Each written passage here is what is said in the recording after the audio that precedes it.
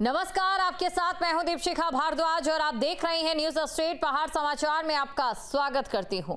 और चलिए बुलेटिन की शुरुआत करेंगे सबसे पहले बड़ी खबर के साथ। बड़ी खबर है देहरादून से, जहां पर बीजेपी अध्यक्ष जेपी नड्डा का उत्तराखंड दौरा।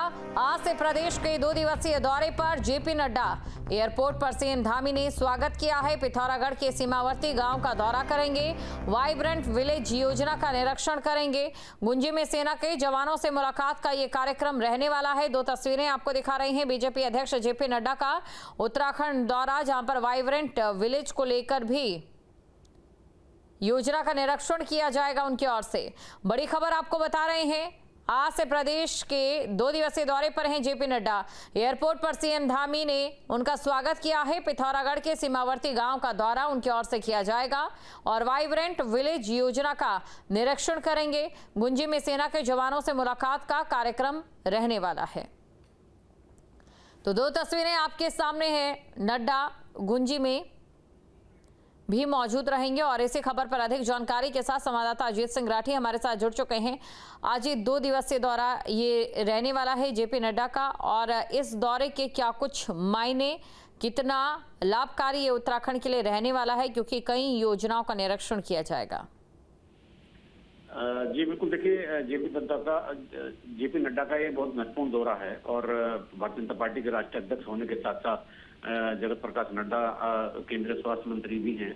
और यहाँ पर आपको याद होगा कि एक वाइब्रेंट विलेज योजना प्रधानमंत्री की तरफ से, गृह मंत्री की तरफ से इनिशिएटिव लेने पर चली थी। ऐसे गांव जो बॉर्डर पर हैं, सरहद पर हैं और वहाँ वो खाली हो रहे हैं, तो उनको वाइब्रेंट विलेज योजना के तहत रखा गया था, ताकि वहाँ पर तमाम सुविधाएं और संचार की सुविधाओं के अलावा जो ऐसी सुविधाएं हैं, बुनियादी सुविधाएं हैं, जिनसे गांव के लोग वहीं पर रुक सकते हैं और एक टूरिज्म विलेज के रूप में वो डेवलप हो सकता है। तो ऐसे बहुत सारे गांव यहाँ बॉर्डर पर छांटे गए थे और उनका चयन करने के बाद उनको वाइब्रेंट विलेज की श्रेणी में रखा गया। क्योंकि ये एक बहुत महत्वाकांक्षी योजना है, इसका प्रधानमंत्री और गृह मंत्री कई बार जिक्र कर चुके हैं।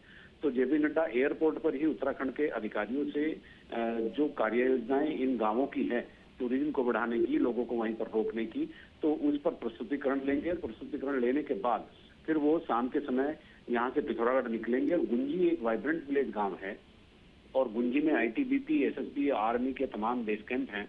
और वो चूंकि बिल्कुल चाइना और नेपाल और भारत ये ट्रेंगल एक जो एरिया है जहाँ पर तीनों देशों की सीमाएं लगती है, ये वो वाला एरिया है काला पानी के आसपास। तो वहां पर वो जाएंगे, उनका रात्रि विश्राम जो है आज गुंजी में होगा और गुंजी में वो रुकेंगे। और वहां भी वाइब्रेंट विलेज में क्या क्या हो रहा है, लोगों को क्या क्या दिक्कतें हैं, लोग क्या अपेक्षाएं सरकार से रखते हैं, तो जेपी नड्डा उसी के साथ साथ उस पर सारा अध्ययन करेंगे। उनके साथ एक टीम आई हुई है और फिलहाल मुख्यमंत्री ने उनका स्वागत किया। और वो अभी जो उत्तराखंड के तमाम जो ऑफिसर हैं, तो उनसे वाइब्रेंट विलेज योजना के तहत अभी तक उन्होंने क्या क्या किया है, उनकी आगे की क्या कार्य योजना है, केंद्र से किस तरह की मदद चाहिए।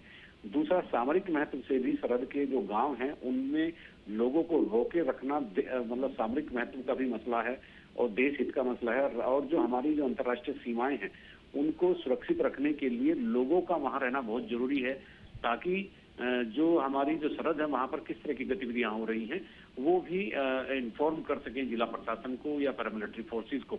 तो पहले से ये होता आया है। इसी के कंसेप्ट में एक ये नई योजना लाई गई थी, वाइब्रेंट विलेज योजना। तो उसी के लिए आज केंद्रीय मंत्री जगत प्रकाश नड्डा उत्तराखंड पहुंचे हैं। जी बिल्कुल, काफी खास ये योजनाएं रहने वाली है। और देखिए, पलायन को लेकर भी यहाँ मैं जिक्र करना चाहूंगी, एक बड़ी समस्या है उत्तराखंड के लिए।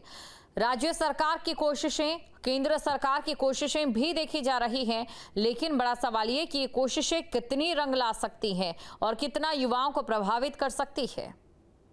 जी बिल्कुल, आपने सही कहा। और चूंकि जो भी इस समय अंतर्राष्ट्रीय सीमाएं हैं, और देखिए उत्तराखंड की तकरीबन 350 किलोमीटर की सरहद नेपाल और चाइना से मिलती है। और चूंकि चाइना का आप रवैया देखते ही हैं भारत के प्रति किस तरह का रहता है, तो चाइना के अलावा भी जो आजकल नेपाल में गतिविधियां हो रही हैं, तो वो भी चाइना के इशारे पर हो रही हैं। ये पूरी तरह से साबित हो चुका है और एक नहीं कई बार हो चुका है। तो इस 350 किलोमीटर की अंतर्राष्ट्रीय सीमा को किस तरह से सुरक्षित रखा जाए, ये एक महत्वपूर्ण बात है। और इसी को लेकर वाइब्रेंट विलेज योजना जैसी तमाम योजनाएं चली हैं। इससे पहले भी आपको याद होगा बॉर्डर एरिया डेवलपमेंट प्लान जो भारत सरकार के गृह मंत्रालय के अधीन चलता था, उसमें भी ये सारी चीजें होती थी। और इसलिए होती थी कि जो बॉर्डर के जो एरिया हैं उनके लिए विकास के लिए कुछ अलग से एक प्लान वहां पर रखा जाए, ताकि लोगों को सुख सुविधाओं का उपलब्धता उनके लिए हो और वो अपने गाँव में रहें। बिल्कुल अजय, शुक्रिया तमाम जानकारी को विस्तार पूर्वक दर्शकों को बताने के लिए।